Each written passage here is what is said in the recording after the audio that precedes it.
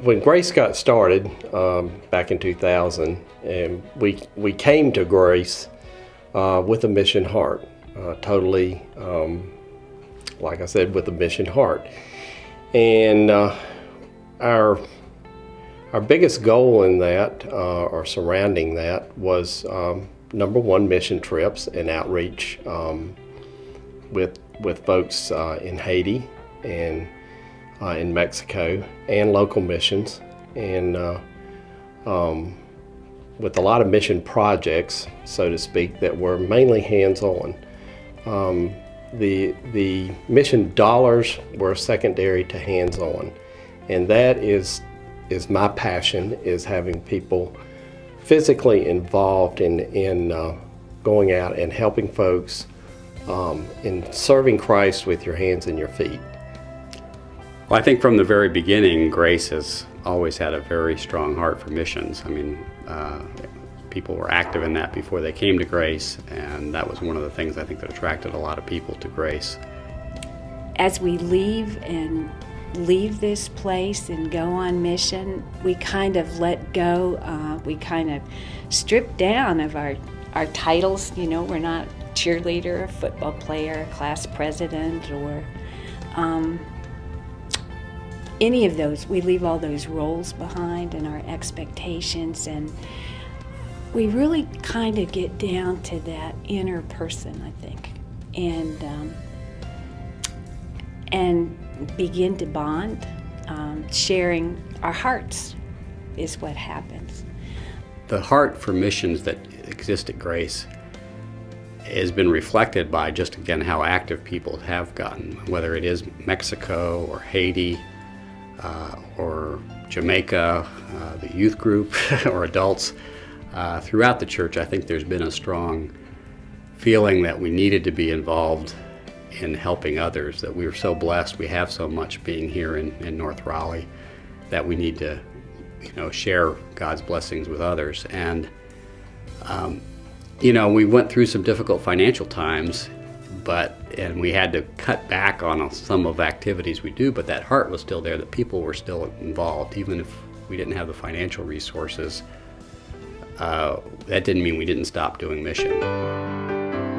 In 2007, 2008 time, our church started going through a really difficult time financially. A lot of people in their personal lives were feeling the financial crunch as well, so we were not unique in those troubles.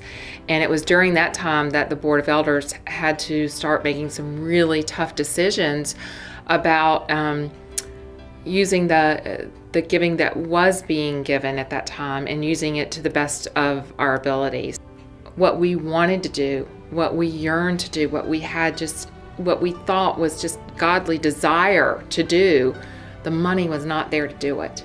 And it was torturous to have to make those decisions.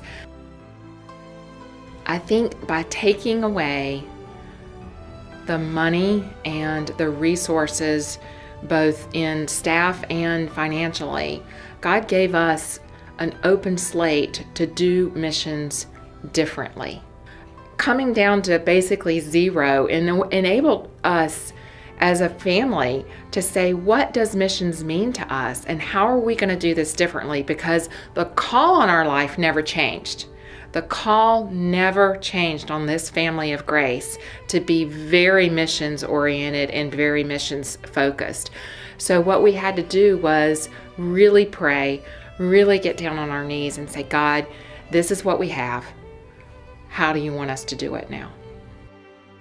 So we're in the middle of budgeting season, and been meeting quite regularly, working on the operating budget for Grace, and that's very much black and white of expenses, income, and expenses. And the Finance Committee, we have some very out-of-the-box thinkers in the Finance Committee, and it's a pleasure working with them and working on the Finance Committee.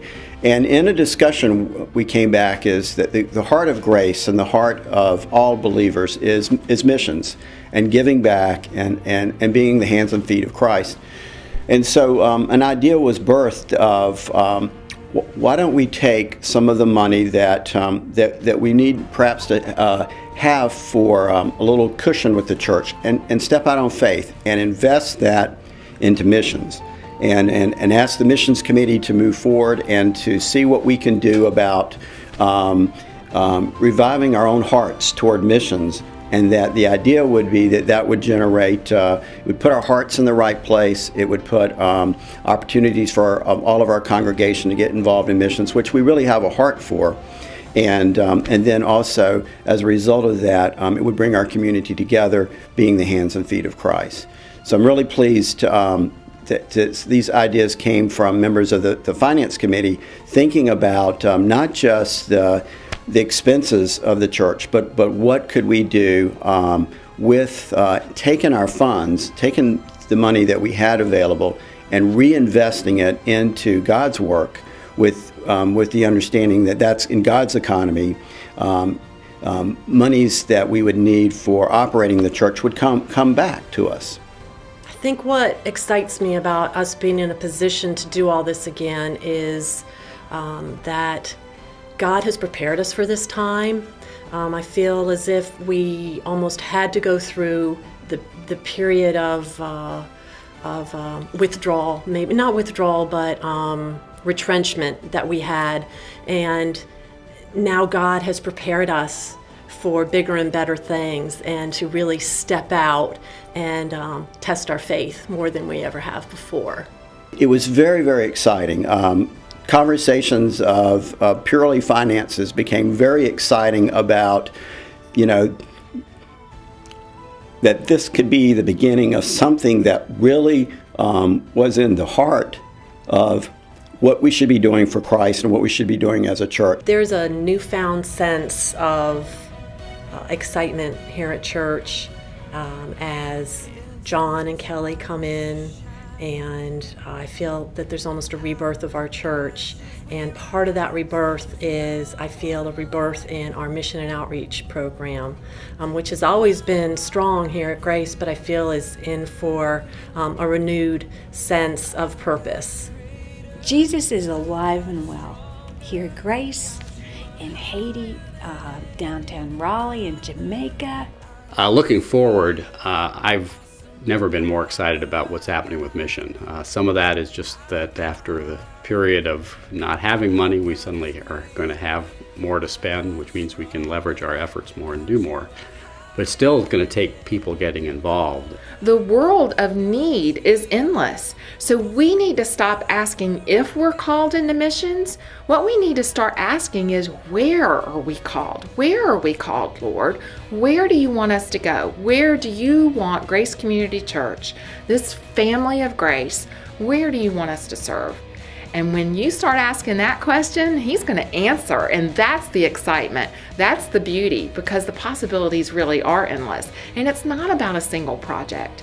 It's about a project, and then another project, and another project, and another project, and another person we connect with, and another person we share the gospel with.